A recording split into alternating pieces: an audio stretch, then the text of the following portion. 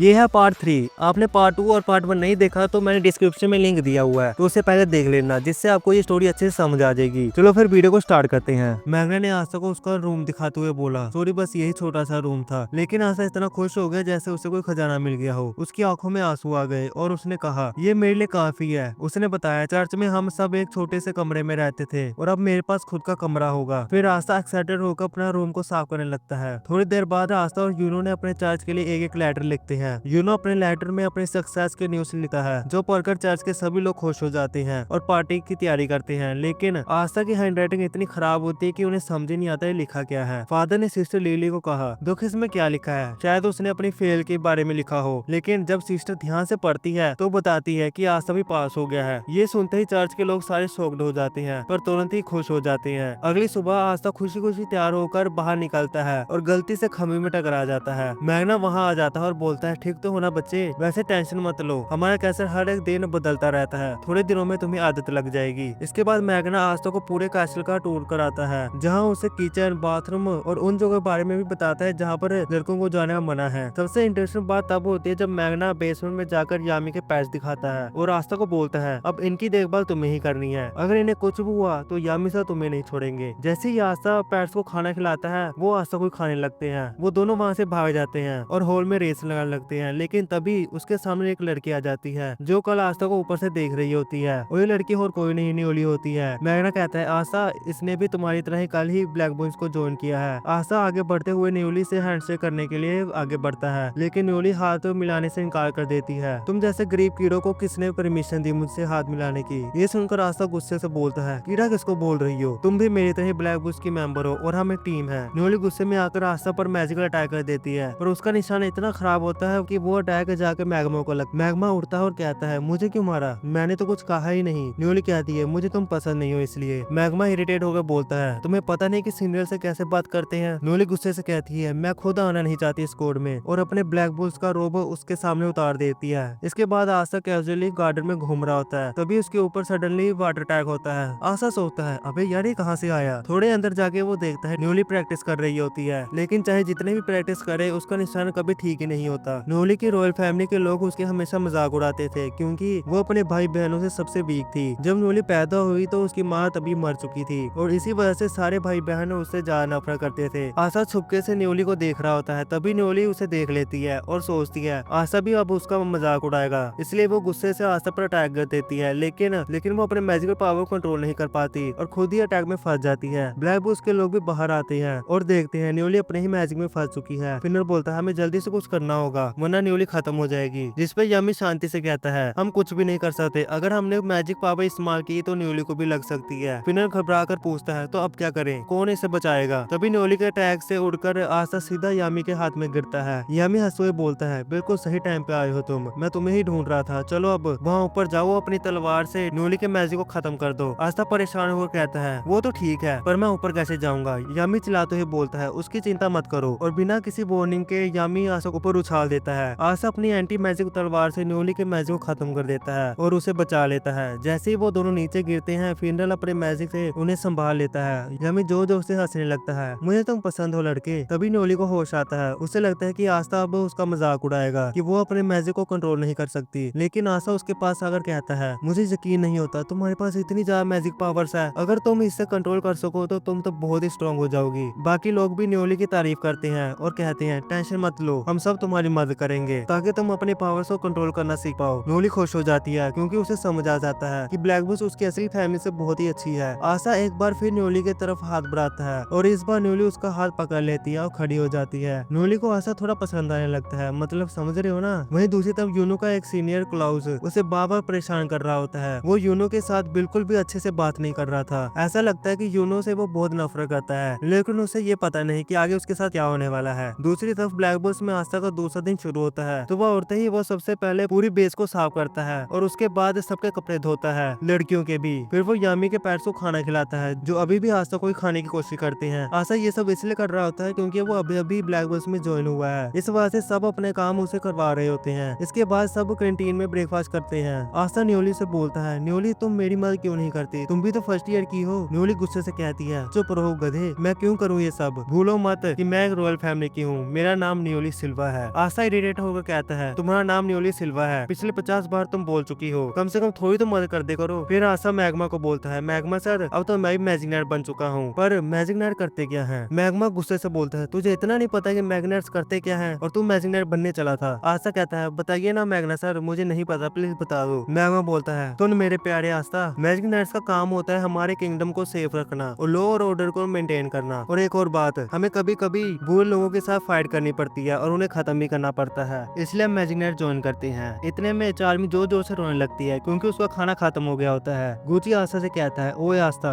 ये मेरी बहन मारिया है और इससे दूर रहना वरना मैं तुझे मार डालूंगा। नोली सोचती है ये कैसे पागल लोगों के बीच में फंस गई हूँ। तभी यामी वहाँ आ जाते हैं और मैग्मा से बोलते हैं चलो मैग्मा हमारे मिशन का टाइम हो चुका है। मैग्मा यामी के साथ जाने लगता है। आस्था पूछता है आप लोग कौन से मिशन में जा रहे हो, मैं भी चलूं क्या साथ में। यामी बोलता है नहीं आस्था ये मिशन बहुत ही ज्यादा डेंजरस और रिस्की है और हम बच्चों को अपने साथ नहीं लेके जा सकते। आस्था को लगता है कि ये दोनों शायद सच में बहुत ही डेंजरस और इम्पोर्टेंट मिशन में जा रहे हैं, पर असल में उनका मिशन जुआ खेलना होता है। ये लोग जुआ खेलने गए होते हैं पैसे जीतने के लिए। दोनों के दोनों नंगे बैठे होते हैं क्योंकि वो जुए में अपने कपड़े तक हार जाते हैं। यामी बोलते हैं एक राउंड और लगाओ जोरा। जोरा बोलता है ठीक है लेकिन इस बार आप कौन सा दाव लगाओगे कैप्टन यामी। यामी जवाब देता है अपनी चड्डी तो नहीं दे सकता, वो मेरे लिए बहुत जरूरी है, पर इस बार मैं दाव लगाता हूँ अपनी ग्रीन बोर्ड। मैग्मा घबराते हुए कहता है अरे नहीं यामी सर आप क्या कर रहे हो, आपकी चड्डी आपकी ग्रीन बोर्ड जितनी जरूरी थोड़ी है। यामी बोलता है चुप रहे मैग्मा, मैं हार नहीं मान सकता, एक ट्रू वॉरियर कभी गिव अप नहीं करता, याद रखना और देखना इस बार मैं जरूर जीतूंगा। जोरो बोलता है नहीं नहीं मैं आपकी ग्रीन बोर्ड नहीं ले सकता, एक काम करते हैं इस बार आप हारे तो आप मेरा एक काम करोगे, लेकिन अगर आप जीत गए तो मैं आपको ये सारा सामान दे दूंगा। यामी बोलता है ठीक है मुझे तुम्हारी ये शर्त मंजूर है, अब तुम पछताने वाले हो, चलो बांटो पत्ते। जोरो हंसते हुए कहता है यामी सर आप इस बार भी हारोगे, और सच में ये दोनों अपनी चड्डी तक हार जाते हैं और सीन शिफ्ट होता है। मैग्ना आस्था और न्योल को उनका पहला मिशन देता है। ध्यान से सुनो तुम दोनों, ये तुम्हारा पहला मिशन है और काफी डेंजरस भी। तुम्हें सुशी विलेज जाना होगा और वहाँ के लोगों को परेशान कर रहे पिग्स को कंट्रोल करना होगा। नोली इरिटेट होकर बोलती है क्या ये है मिशन, मैं एक रॉयल फैमिली की हूँ, ये काम मुझसे सूट नहीं करता, आप ये आस्था को भेजो, वैसे भी उसे हारने की आदत है। फिर यामी खड़ा होकर बोलता है या तुम जाओगे या फिर यहाँ पर ही मरोगे,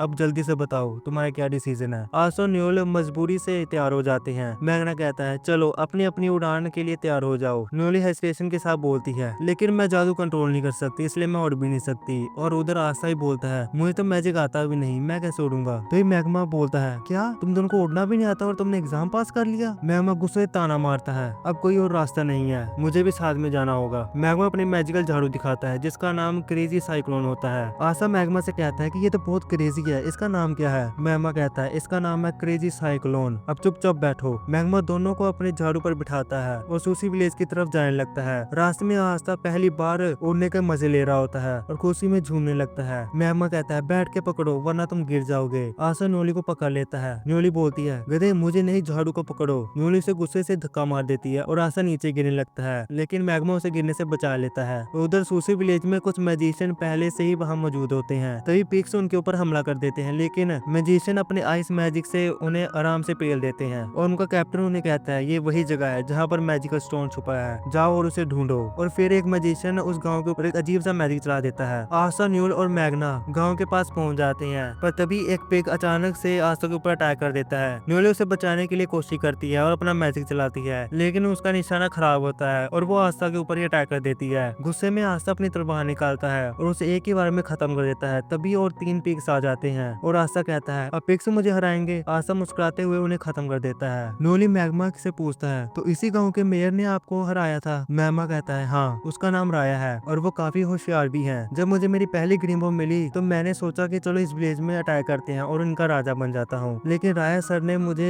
पकड़ लिया और खूब मारा। दिखने में वो काफी बुढ़े हैं पर उनकी ताकत बहुत ही ज्यादा है। उन्होंने ही मुझे मैजिक नाइट बनने के लिए ट्रेनिंग दी थी। बातों बातों में वो तीनों लोग विलेज के सामने पहुंच जाते हैं, लेकिन पूरा गाँव आइस मैजिक में घिरा हुआ होता है। तभी आशा कहता है ये मौसम इतना अजीब क्यों है। तभी न्योली जवाब देती है बेवकूफ, ये कोई मौसम नहीं है, ये मैजिक है। अब आगे क्या होगा, आशा क्या इस गाँव वालों को बचाएगा या फिर और ही कुछ होगा, ये जानने के लिए आपको देखना पड़ेगा पार्ट 5। उससे पहले मैं आपको टारगेट देता हूँ 20 कमेंट्स का, जल्दी से इसे कर दो और मैं अगला एपिसोड ले आऊंगा। तब तक के लिए कीप वॉचिंग, कीप स्माइलिंग।